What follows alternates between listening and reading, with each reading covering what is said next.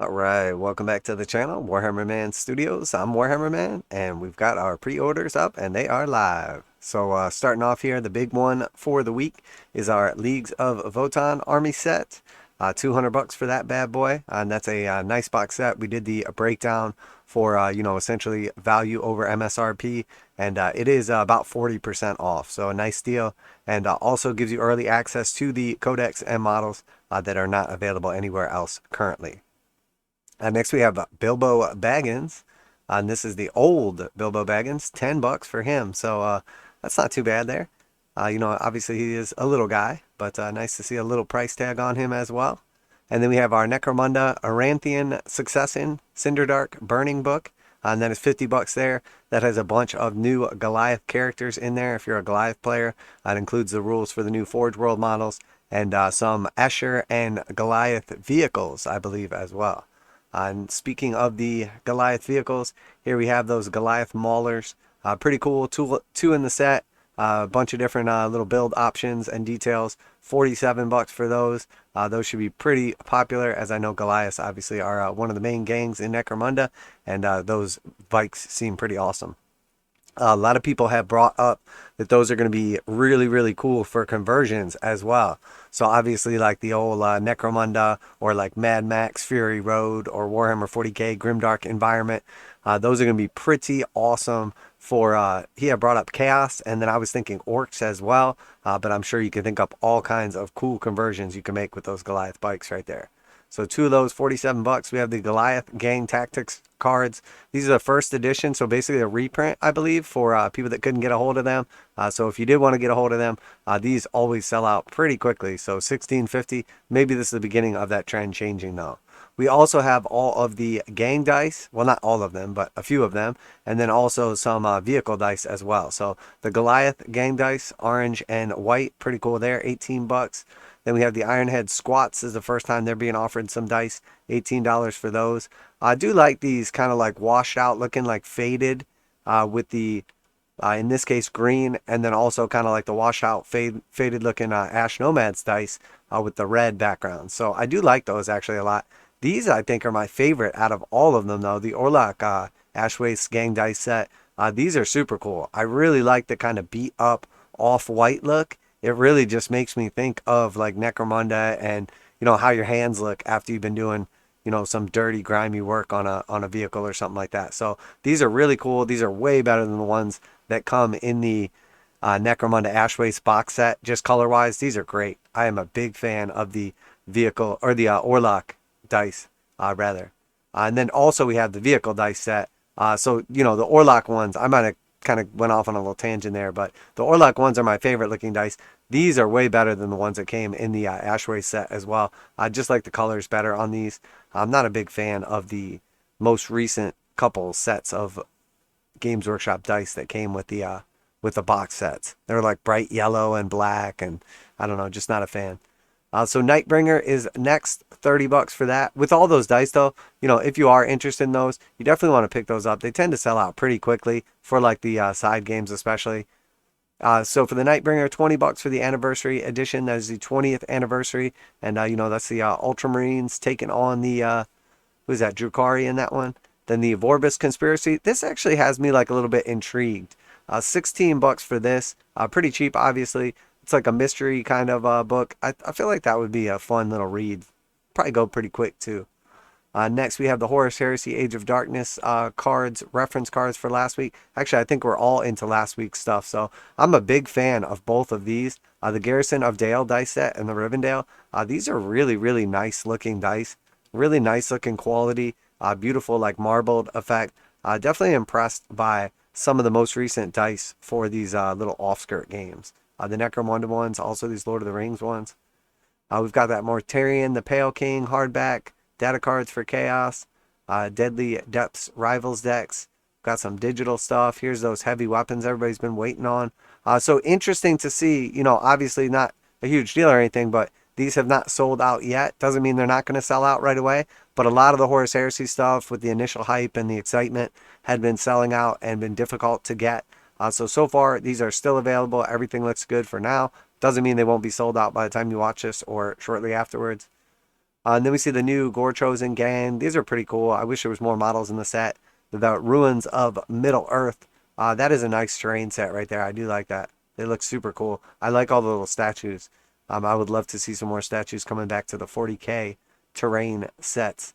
And then we see the Deimos pattern Predator battle tank. Very cool looking tank right there. Definitely like that one. And then we see our battle host. Still only have the Minas Tirith and Mordor available right now. But hopefully those other ones will be coming soon.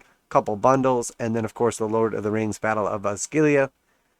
And then we do see the Awakenings hardback and Awakening Special Edition sold out. No surprise there. I did warn everybody there was only 1,250 copies of the special edition. So I did suspect that was going to go pretty quick, as we typically see 2,500 copies. So I do think these dice will be gone pretty quick. I think they'll be popular. Probably those Goliath cards as well. These Goliath bikes should be pretty big sellers. I'm really curious to gauge the level of interest with the Votann. So we'll see, obviously, pretty quickly how these were selling out. There was no specific restrictions or anything by Games Workshop, or like a limited amount of these. So that was interesting to see. That tells us, obviously, they're expecting people to buy some, but not crazy. That's for the stores. Now here for the website, it's limited to only one. It does say it'll be delivered from 9/24/2022. But that is interesting. So it is restricted to only one initially, and then obviously they can see how well they sell and whatnot, and possibly open up that restriction later on. But that is definitely gives you an idea that they're thinking there will be a decent level of interest behind these.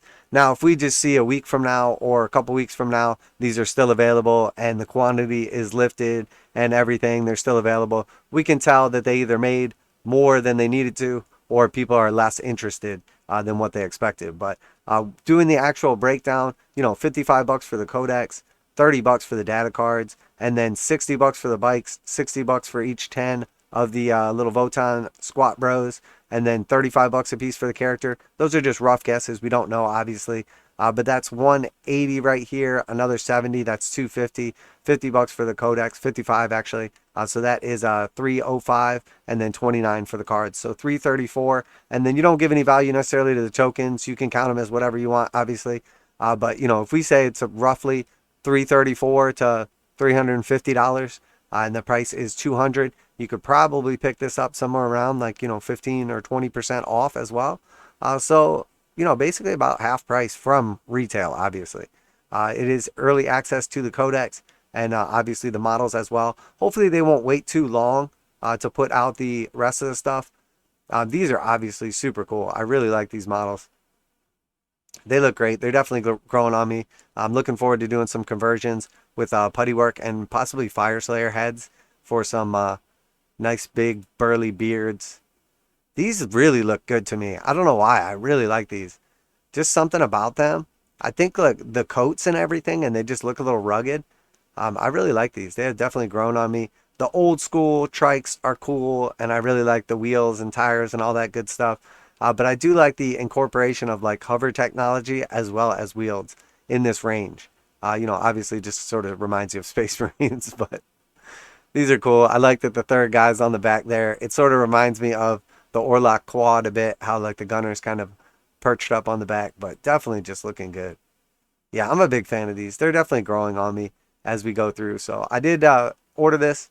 Looking forward to get my hands on these and doing a nice little paint job. Characters look pretty good. I did think this was a shield right here, and somebody pointed out that it's actually like the dual bolter, which I do get. It makes sense. Maybe the ruin is part of like their armor that protects them, that void armor. Very cool though. Definitely a big fan. This guy's looking good. Yeah, I don't know. We'll see. I think it's a pretty mixed level of interest for the squats. I don't think they're going to be some grand slam like, hit right here, but I think they're going to be fairly popular. I think we'll see a lot of people at least pick them up. Now, the real question will be, obviously the range is going to kind of trickle out here for a bit. We have very limited models available so far. But in the near future, we should start getting like, a bunch of the vehicles and the elite units and everything. So I would imagine the hype during release will probably last over the next couple months. And then after that, we'll see how many people are really excited about them, who's playing them, etc. Yeah, these look good. These are definitely some nice models. 47 bucks for these. You get two in the box.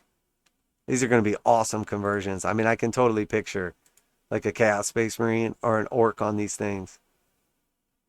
Very cool. Yeah, this is a cool kit. Definitely a big fan of that one. So yeah, we got some cool releases this week.